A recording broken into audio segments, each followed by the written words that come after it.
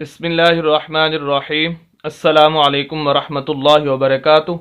Welcome my YouTube channel हाफिज़ शफ़ीक। मज़ीद सामीन, उम्मीद करता हूँ कि सब खैरियत और आफ़ियत के साथ होंगे। अल्हम्दुलिल्लाह तख्ती नंबर 13 हमारी कंप्लीट हो गई थी। आज हम तख्ती नंबर 14 पढ़ने जा रहे हैं, जिसका हम पार्ट 1 पढ़ेंगे, जिसके अंदर हम खसूसन शद की मशक करेंगे। लेकिन इस तख्ती के अंदर शद के साथ साथ अगर जज़म भी आ जाए, यानी शद और जज़म एक ही लफ्ज़ के अंदर आ जाए, तो उसको कैसे पढ़ना है उसका तरीका होगा। और इसी के साथ साथ इससे हटकर हम ज़बर ज़ेर पेश, दो ज़बर दो ज़ेर दो पेश, खड़ी ज़बर खड़ी ज़ेर उल्टा पेश, हरूफ मद्दा लीन वक्फ साकिन कलकला गुन्ना मद शद, ये तमाम चीज़ें इंशाअल्लाह डिस्कस करेंगे। क्योंकि हमारा मकसद आपके सामने चंद अल्फाज पढ़ना ही नहीं होता, बल्कि हमारा मकसद आपके सामने उन अल्फाज से निकलने वाले तमाम उसूल व ज़वाबत और तजवीदी कवानीन आपके सामने रखना होते हैं, ताकि आप उन उसूल व ज़वाबत और तजवीदी कवानीन को मद्देनज़र रखकर बकिया कुरान की सही तरीके से तिलावत कर सकें। आइए आज का सबक शुरू करते हैं। अऊज़ु बिल्लाहि मिनश शैतानिर रजीम। बिस्मिल्लाहिर रहमानिर रहीम। मीम ज़बर रा मर, रा पेश वरू, मर्रू। अब समझने की बातें हैं यहाँ पर कुछ।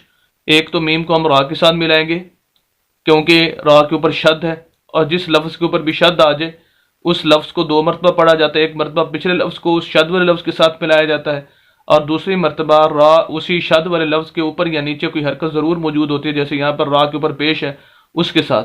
और दूसरा हम पीछे ये भी पढ़ चुके हैं कि शद वाले लफ्ज़ को सख्त करके पढ़ना होता है, हल्की सी आवाज़ को रोक कर।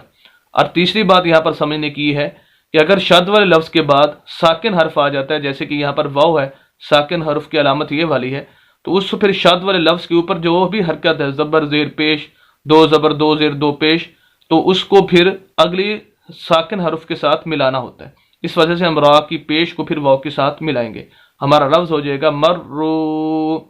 लेकिन अब और बात यहाँ पर चौथी बात यह है कि हम इसको खींच क्यों रहे हैं, लफ्ज़ को क्यों लंबा कर रहे हैं। उसकी वजह यह है कि ये वाव मद्दा है, ये वाव मद्दा है, इस वजह से। वैसे हरूफ मद्दा 3 है, अलिफ मद्दा, वाव मद्दा और या मद्दा। वाव मद्दा की अलामत और निशानी है कि ऐसी वाव साकिन जिसके पिछले लफ्ज़ के ऊपर पेश हो। ऐसी वाव साकिन, जैसे यहाँ पर है, ऐसी वाव साकिन जिसके पिछले लफ्ज़ के ऊपर पेश आ जाए उसे वाव मद्दा कहते हैं। कुरान के अंदर जहाँ भी इस तरह का लफ्ज़ आ जाएगा उस लफ्ज़ को लंबा करना होगा। तो अब हमारा लफ्ज़ सही पूरे उसूल के साथ हम पढ़ेंगे इसको। मर्रू, एक तो सख्त करेंगे, रा को आगे मिलाएंगे, और रा को लंबा भी करेंगे क्योंकि उसके आगे वाव मद्दा है। मर्रू,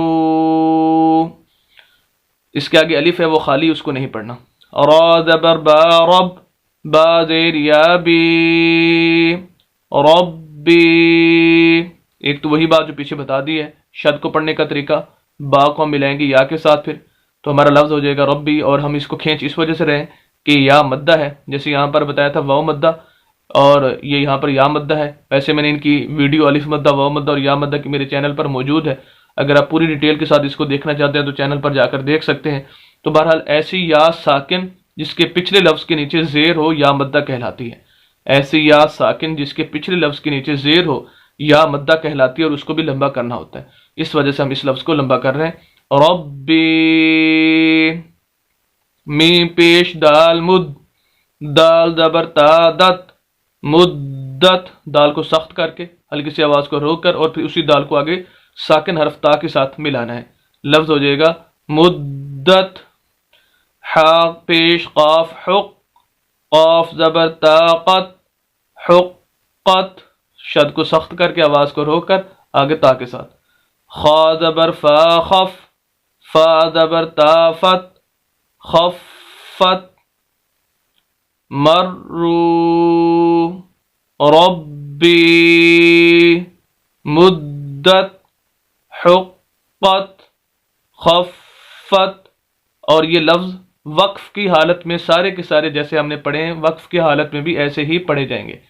वजह उसकी ये है कि वक्फ के लिए ये होता है उसूल कि आखिरी हर्फ को साकिन कर दिया जाए तो वक्फ हो जाता है।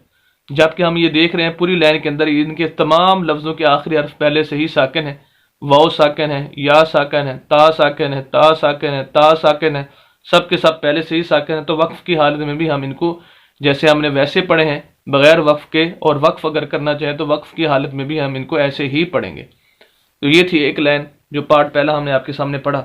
امید کرتا ہوں کہ یہ الفاظ اور خصوصاً جو اصول و ضوابط آپ کو بتائے گئے ہیں ان الفاظ کی روشنی میں ان کو آپ بخوبی سمجھ چکے ہوں گے۔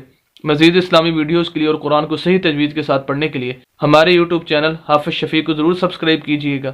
صدقہ جاریہ سمجھ کر ہماری ویڈیوز کو شیئر بھی کیجیے گا۔ ملتے ہیں نیکسٹ ویڈیو کے اندر کل انشاءاللہ۔ اجازت دیں، اللہ حافظ۔